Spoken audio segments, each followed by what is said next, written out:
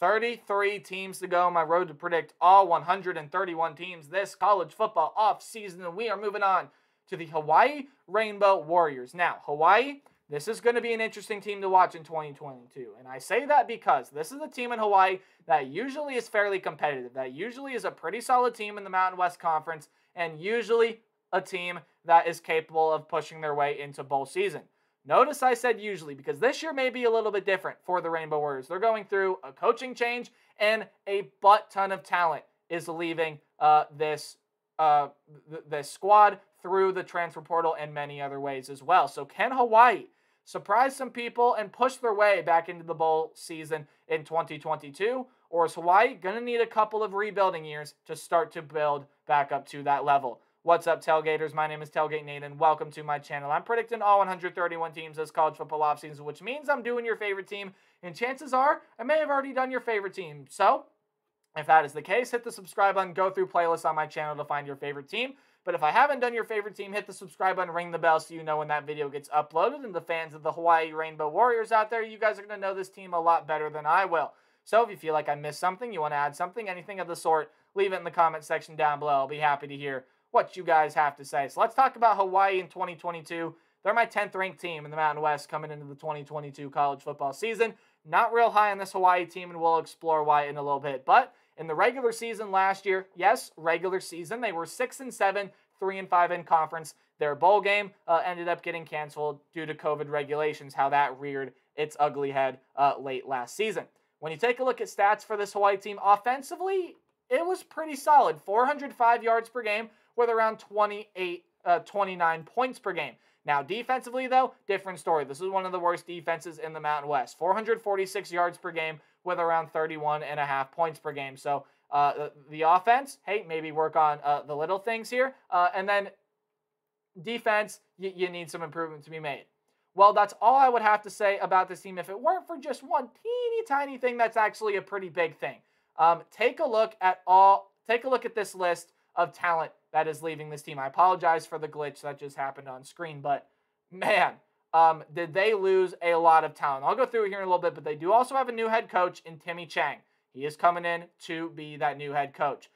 But man, this team loses a lot of talent, and we're going to go through all of it because if you guys are not a Hawaii fan, you might not really know the talent that they're losing. So let's go through it, shall we? Quarterback Siobhan Cordero is gone. 2,793 yards, 17 touchdowns, 11 interceptions, 55% completion percentage. If he can work on the fundamentals a little bit, that's a 3,000-yard passer. I really do believe that. So they will be losing that production. Also losing leading rusher Day Hunter with 651 yards and 3 touchdowns. And speaking of rushing, Cordero was the third leading rusher on this team with 342 yards and 3 touchdowns. Also losing a running back wide receiver duo in Calvin Turner, had 73 carries for 316 yards and 8 touchdowns last year, was the 4th leading rusher, but also was the 2nd leading receiver with 876 yards and 4 touchdowns. Was not far behind their actual leading receiver in Nick Martin, who had 913 yards and 5 touchdowns. You also have guys like Jared Smart and True Edwards leaving this team. Jared Smart was the 3rd leading receiver, and True Edwards only 5 catches for 37 yards last year. Yeah, that's a lot of talent gone off the offensive end, but oh boy, it doesn't even begin to amount to the talent they've lost on the defensive end. I promise you, I'm going to mispronounce half of these names, so I apologize, but let's get into it. Jonah Laulu, DeJuan Matthews, Justice Tavai, Ote Baker are gone off the defensive line. That's an entire starting defensive line gone right there. Darius Muasau, gone out of the linebacking group. He was the leading tackler last year, had 108 of them and 7 sacks a season ago. Oh, also had a pick 6 a season ago. When you look elsewhere, Cortez Davis in the defensive back, 18 passes defended. Yeah, 18 of them. You lose that production as well as your best defensive back and Kuroy Bethley, who had 6 passes defended, 5 interceptions, 1 pick 6, 4 sacks, and 99 tackles overall. Some other guys in the defensive back are Eugene Ford, Quentin Frazier, Kai Kenishiro, and then Cam Lockridge there as well. So you are losing, Cam Lockridge, 6 passes defended, 2 interceptions, and a defensive touchdown for him last year as well. So just a absolute butt ton of talent gone. Laulu on the defensive line had 4 sacks. Ote Baker had 2.5 sacks. Matthews, 1.5, 53 tackles. I mean, the list just goes on, and I can sit here talk about what this team lost for days and days. But this is only around a 12, 13, 14-minute video. So what do they have coming back? Well, Braden Shager is going to be that starting quarterback next year. Had 615 yards, 2 touchdowns, and 5 interceptions a season ago. Did rock a 60% completion percentage, but definitely you can see he needs some improvement and needs some work in order to really be effective for this Hawaii team. Where they are most proven on this team, I feel like, besides the position on the defense I'll talk about in a little bit, is the running back room. They do return Dedrick Parson, probably their biggest return on this team besides, again, the 2 linebackers that I will mention you can already see on screen. 618 yards and 8 touchdowns for him a season ago. Was also the team's 4th leading receiver with 279 yards and a touchdown, so getting him back is huge. Wide receiver group, you're going to have guys like Zion Bowens, Joa Panoke, Steve Fiso, and then the tight end Caleb Phillips are all coming back as well. Bowens had over 250 yards last year, 257 to be more exact. Panoke had 123 yards, Caleb Phillips 89, and Fiso 51. So that's what they did on the receiving end. Defensively, again, not a whole lot coming back. Again, a lot was lost to the transfer portal, but Blessman Ta'ala had 30 tackles last year. You have him coming back, along with Mateo Soli, who is coming in for this team, I believe is an Arkansas transfer. They do return probably their 2 best players on defense, not from a season ago, but coming into this year at the linebacker position, Pene Pavihi and Isaiah Tufaga. Each of them had over 35 tackles and at least 1 sack. And the defensive back group, Hugh Nelson comes back, had 6 passes defended, 2 interceptions a season ago. Riley Wilson coming back as well. And then Kaulana Makaula, who is a transfer, I believe, over from USC. So there's a lot of unknown with this Hawaii team. There is a lot of unknown. And when we take a look at this schedule, Hawaii is not your typical FBS team, right? They don't play a 12-game schedule. They play a 13-game schedule, which is why everything may look just a little bit smaller if you've been on my channel before, because there are 13 games here to talk about. So 5 non-conference games. You play at home against Vanderbilt, at home against Vanderbilt in week 0, at home against Western Kentucky, then a road game against Michigan, the Big Ten champs, and a playoff team from a season ago, a home game against Duquesne, and then you got to go on the road to play New Mexico State. Otherwise, when you get into conference play, you got road games against San Diego State, Colorado State,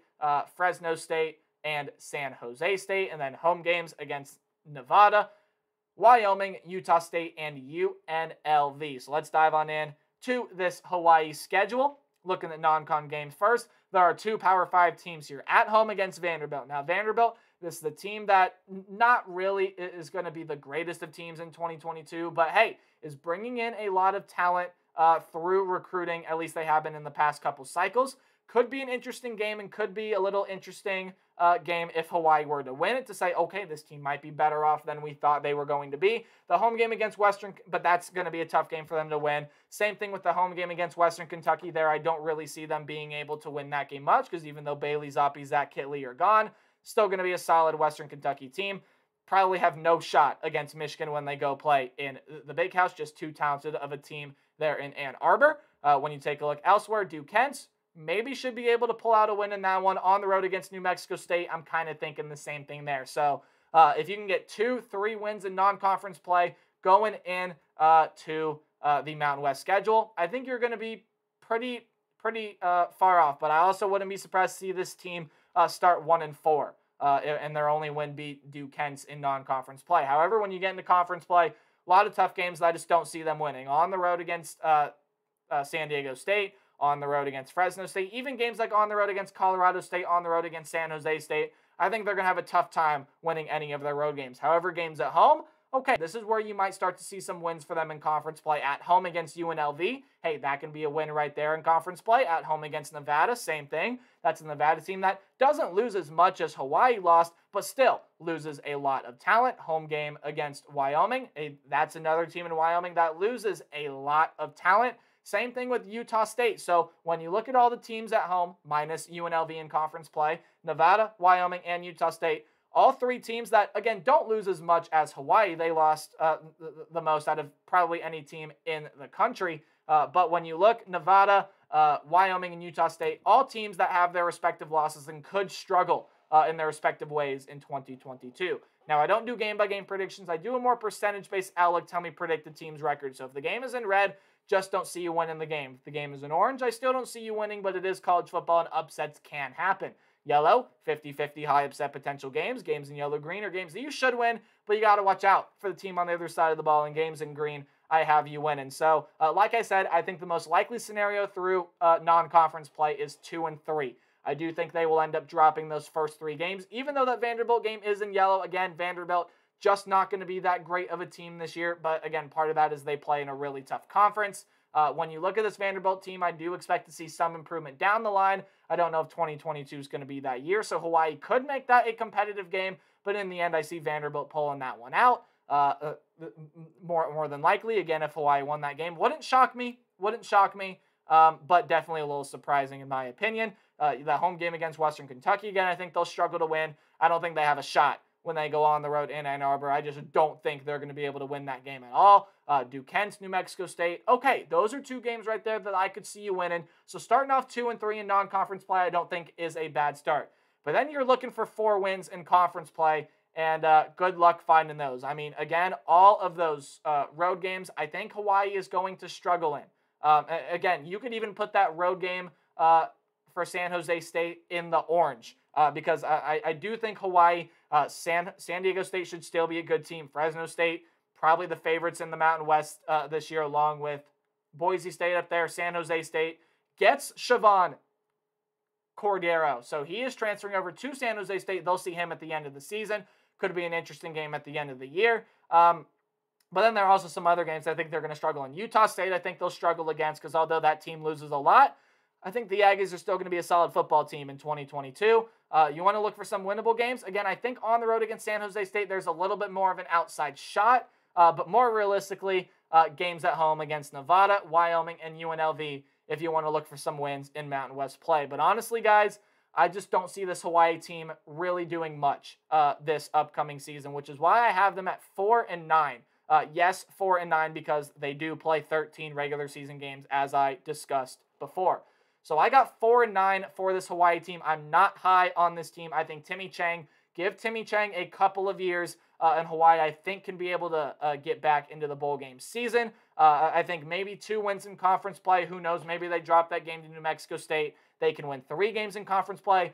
I just see this team getting 4 wins somehow, some way. Likely 2 in non-con and 2 in conference play.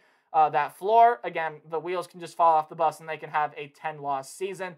But also, again, Hawaii, usually a team that's competitive. This is a brand that is known for getting in 2 bowl games, or at least is a recognizable name. We're like, oh, there you go, Hawaii made a bowl game again, which wouldn't surprise me. I think 7-6 can be that ceiling, although more realistically, I would think 6-7 would end up being that ceiling, like what they did last year. This is going to be an interesting team to watch, but with all they've lost, might need a couple years under Timmy Change to get this program back in the right direction.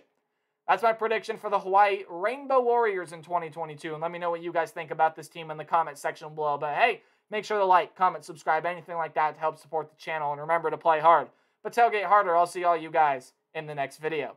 Goodbye.